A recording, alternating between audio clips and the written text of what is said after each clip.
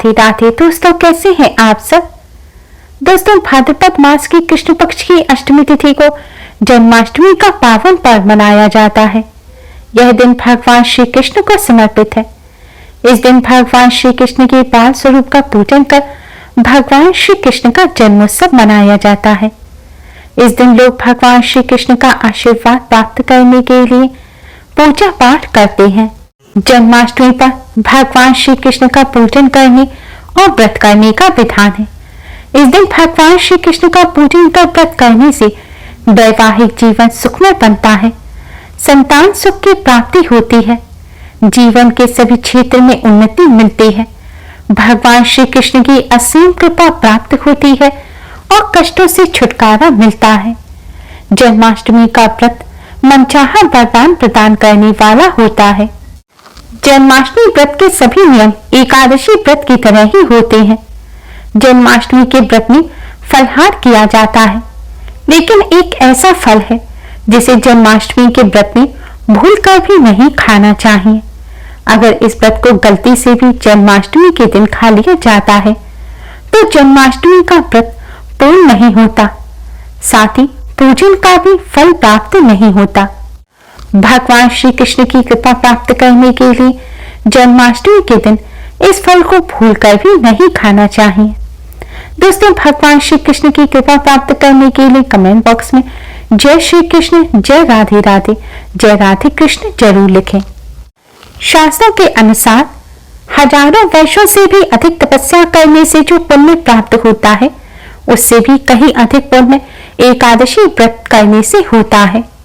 एकादशी व्रत करने से मनुष्य के सभी पाप मिट जाते हैं, लेकिन दोस्तों, जन्माष्टमी का व्रत करने से 1000 एकादशी व्रत करने के बराबर पुण्य की प्राप्ति होती है, इसलिए इसे व्रतराज कहा जाता है। हिंदू धर्म में जन्माष्टमी का व्रत कुछ लोग निर्जला यानी बिना जल के रखते हैं, तो वहीं कुछ लोग उपवास रखकर संध्या काल के बाद या मध्य रात्रि में भगवान श्री कृष्ण का पूजन करने के पश्चात केवल एक बार फलहार करते हैं, तो कुछ लोग दिन में कई बार फलहार करते हैं। यह आपकी श्रद्धा और शारीरिक क्षमता के ऊपर निर्भर करता है कि आप बिना जल के व्रत रख रहे हैं या फिर एक बार फलहार करें या फिर 2 बार। लेकिन दोस्तों, इस व्रत का सबसे अहम नियम है कि आपको इसमें अन्न का सेवन नहीं करना चाहिए। अन्न के साथ ही नमक का भी सेवन इस व्रत में नहीं किया जाता। व्रत के नमक सेंधा नमक का सेवन आप कर सकते हैं। आप इसमें कोटू, सिंघाड़ी, सवा के चावल, जो फलहार की चीजें आप वह खा सकते हैं। इस व्रत में सभी प्रकार के ड्राई फ्रूट्स भी खाए जा सकते हैं। ऐसे सभी मिष्ठान जो बिना अन्न के बनते हैं, जैसे कि बर्फी है, पेड़ा है, गुलाब जामुन, मिल्क केक इत्यादि जो भी मिष्ठान है, आप उनका सेवन कर सकते हैं। इसके साथ ही कॉफी, चाय, दही का भी आप सेवन कर सकते हैं। साथ ही जन्माष्टमी के व्रत में फलों का भी सेवन किया जा सकता है। फल में सेब, अनार, चीकू, नाशपाती, केला, जो भी फल है, आप सभी फलों का सेवन कर सकते हैं। लेकिन एक ऐसा फल है जिसका सेवन जन्माष्टमी के व्रत में भूलकर भी नहीं करना चाहिए, और वह है खीरा। जन्माष्टमी का व्रत और पूजन खीरे के बिना अधूरा होता है। जन्माष्टमी पर भगवान श्री कृष्ण को खीरा अवश्य चढ़ाना चाहिए। मान्यता है खीरे से भगवान श्री कृष्ण प्रसन्न होते हैं और भक्तों के सारे दुख दर्द दूर करते हैं। लेकिन जन्माष्टमी के दिन खीरे का सेवन भूलकर भी नहीं करना चाहिए। जन्माष्टमी के दिन खीरे का सेवन करने के साथ ही खीरे को काटना भी बहुत अशुभ माना जाता है। इससे दोष लगता है, क्योंकि खीरे का इस्तेमाल भगवान श्री कृष्ण के पूजन में किया जाता है। पूजन के लिए ऐसा खीरा लाया जाता है जिसमें थोड़ा डंठल हो और पत्ती लगी हुई हो। जन्माष्टमी पूजा में खीरे के इस्तेमाल के पीछे यह मान्यता है कि जब बच्चा पैदा होता है तब उसको मां से अलग करने के लिए गर्भनाल को काटा जाता है। ठीक उसी प्रकार जन्माष्टमी के दिन खीरे को डंठल से काटकर अलग कर दिया जाता है। ये भगवान श्री कृष्ण को मां देवकी से अलग करने का प्रतीक माना जाता है। खीरे के डंठल को सिक्के की सहायता से अलग किया जाता है। खीरा काटने के पश्चात ही भगवान श्री कृष्ण को स्नान कराकर पूजन किया जाता है।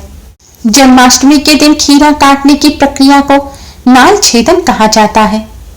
इस दिन खीरे को भगवान श्री कृष्ण के पास दिन में ही रख देना चाहिए और रात के समय 12 बजे भगवान श्री कृष्ण का जब जन्म हो तो उसके तुरंत बाद सिक्के की मदद से खीरे को डंठल से अलग कर देना चाहिए।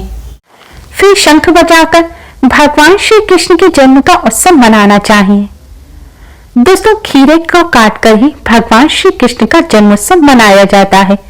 इसलिए जन्माष्टमी के दिन भूलकर भी दिन के समय ना तो आप खीरा खाएं और ना ही उसे काटें। सुबह ही स्नान आदि करने के पश्चात खीरे को धोकर भगवान श्री कृष्ण के पास रख दें। अगर आप दिन के समय खीरे का सेवन करते हैं तो इससे आपका जन्माष्टमी व्रत और पूजन अधूरा रह जाएगा और आपको व्रत पूजन का पूर्ण फल प्राप्त नहीं होगा और साथ ही दोष भी लगेगा। रात्रि में पूजन के पश्चात आप उस खीरे को प्रसाद के रूप में बांट लें। बहुत जगह पर भगवान श्री कृष्ण के पूजन में जो खीरा इस्तेमाल होता है उसे प्रसाद के रूप में खा लिया जाता है। वहीं कुछ जगहों पर इसे नवविवाहित महिला या गर्भवती महिला को खिलाया जाता है।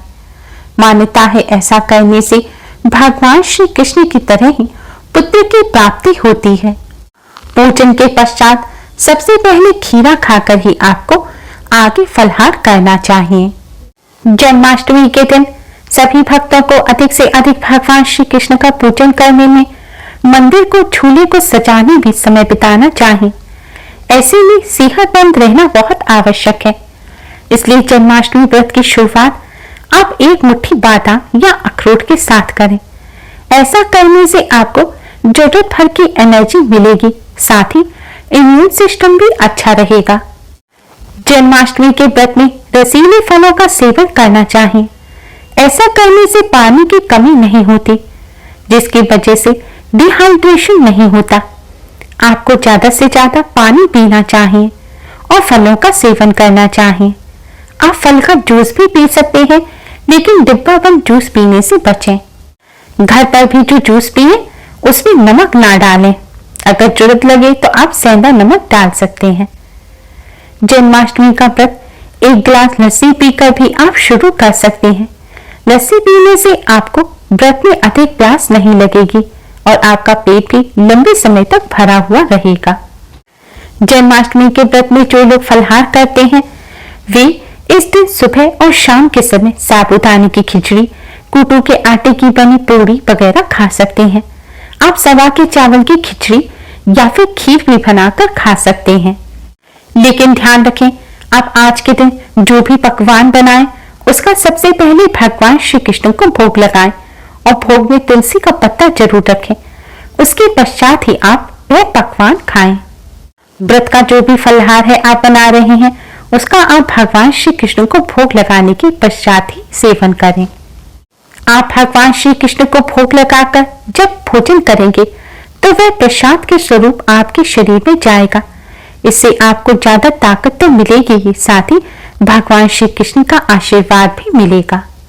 कहीं कहीं पर मध्य रात्रि में भगवान श्री कृष्ण का जन्म होने के पश्चात व्रत खोल लिया जाता है, लेकिन आप ऐसी गलती भूलकर भी ना करें।